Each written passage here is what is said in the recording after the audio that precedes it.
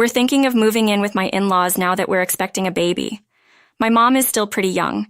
She'd probably be happy to help with the housework and take care of her grandchild, right? My son and his wife seemed genuinely convinced they were doing a good thing, telling me this with big smiles on their faces. My husband chimed in, making it even harder for me to find the words. Bob and Karen really care about you, Mary. This is a great idea. Let's all live together. This was not a great idea for me. I was frustrated with both my son and his wife and my husband for not understanding this. My name is Mary. I currently live with my husband, just the two of us. Our son, Bob, married a woman named Karen last year. Karen is a modern young woman with a cute smile.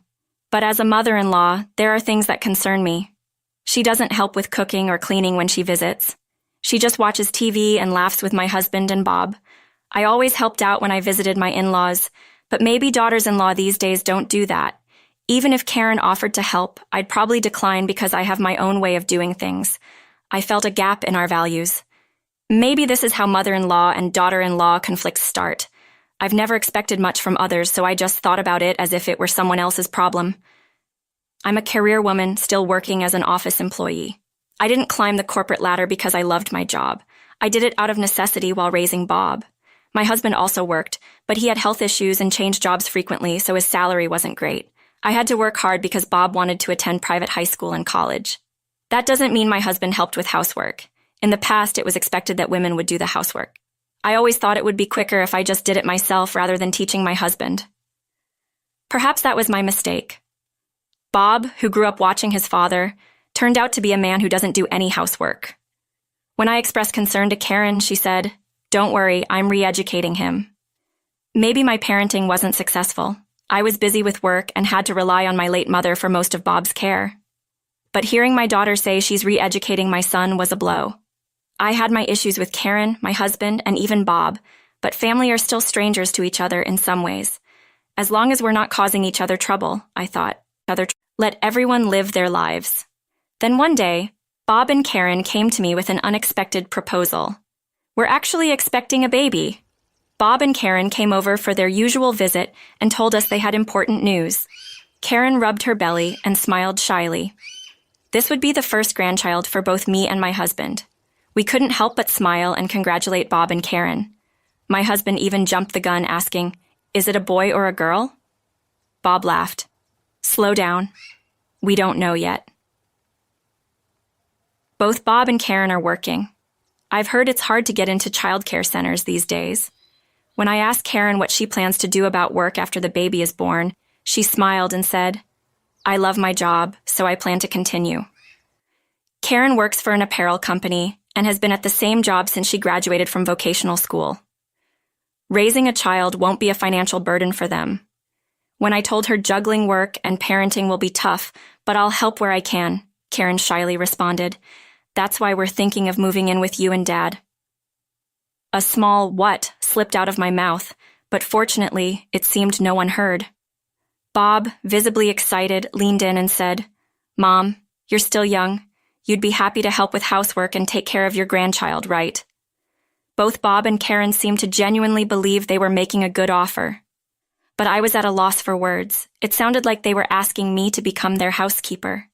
Sure, the grandchild will probably be adorable, but to move in and take care of the child? While I was struggling to find the words, my husband enthusiastically chimed in. "Bob and Karen really care about you, Mary. It's a great idea. Let's all live together, right, Mary?" I mumbled, "Well, this was not a good idea for me."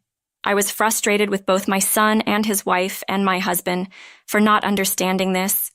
Wondering if I was just overthinking, I decided to clarify with Bob and Karen. "You're asking me to do housework and take care of the grandchild, right? I'm still working and already have my hands full with housework." "Don't worry, Mary, you're so efficient. I really admire you," Karen assured me. "Yeah, Mom, you can handle anything. You raised me, so you can definitely take care of a grandchild," Bob added. "By taking care of the grandchild, are you talking about dropping them off and picking them up from daycare?" "If that's all, maybe I could manage." "No, Mary, there's a shortage of daycare spots." "We probably won't get one. That's why we're suggesting we all live together," Karen explained. "So you're saying I should work, do housework, and also take care of the child?" I couldn't help but let out a cold voice. Bob sensed my mood and hastily said, "Mom, maybe it's time for you to quit your job. It'll be easier on you." He's underestimating what it takes to raise a child. I struggled enough raising just Bob. I don't want to be burdened with housework and childcare at this age. And being told to quit my job didn't sit well with me. Like Karen, I take pride in my job. I've been fortunate to advance in my career and have subordinates I want to mentor. I plan to work diligently until I retire. "So I'm going to have to decline your offer," I firmly stated my position. My husband said, "Come on, Mary. Are you trying to make life difficult for Karen? I never thought you'd do something like that." "What difficult for Karen? How is this making life difficult for her?" "It is difficult," came a voice from an unexpected direction. I turned to see Karen, tears brimming in her eyes. "It's terrible that you won't help me when I'm asking you so earnestly. I thought you'd be happy to take care of your grandchild." Bob chimed in, "Mom, that's really harsh. You shouldn't say things like that just because you don't like Karen." I was frustrated by the atmosphere, which had suddenly turned against me. But what annoyed me most was my husband. He was the one who had created this tension in the first place. I was done with him, especially after he used the strong phrase, "making life difficult for Karen." To negate my opinion? Fine then, John. Why don't you move in with Bob and Karen? I absolutely don't want to, so I'll leave this house. "What are you talking about, Mary?" Ignoring my husband's confused voice, I headed straight to my room. "What's going on?" I heard Bob's frantic voice as I gathered my valuables and put them in a large bag. Fortunately, I'm a minimalist at heart and only own the bare essentials. Once I finished packing, I hurried to the front door where Karen was sobbing. "Why does it have to come to this, Mary? Can you help us with our lives? Don't you care about Bob and your future grandchild?" "I do care about my son and future grandchild, but Karen, I have a future too. I'm only in my 50s. I have a lot of good times ahead of me. I've raised Bob to this point, and now I finally get to enjoy my freedom. Please don't interfere with that. I'd rather not see my grandchild if it means giving up my freedom." Stunned by my words, Bob and Karen stood next to my husband, who was shouting, "Where do you think you're going, Mary? The most surprising thing about this whole situation is your attitude, John. Why would you use such a strong phrase like making life difficult for Karen when they're trying to dump housework and childcare on me? It is making life difficult. Karen wants to continue working. You could help out. If you feel that way, why don't you help out, John? You're not working, but I am." That's right. My husband is currently unemployed. He's the same age as me, too young to retire, but he suddenly quit his job because he found it unfulfilling. I've been with him for decades, so I just sighed and thought, here we go again. But I can't live with this man anymore. Why couldn't he step up and say he'd take care of the housework and the grandchild? That's what truly disgusted me. I'm a man. I can't do housework or childcare. Bob is a man, but he can't do housework or childcare either, right? Isn't Karen re-educating him? When I turned to Bob, who was standing there dumbfounded, he said, "Well, I intend to do what I can. It seems Karen's re-education was working." I gave Karen a final apology.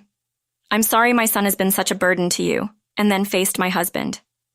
After hearing all this, I've thought about my future.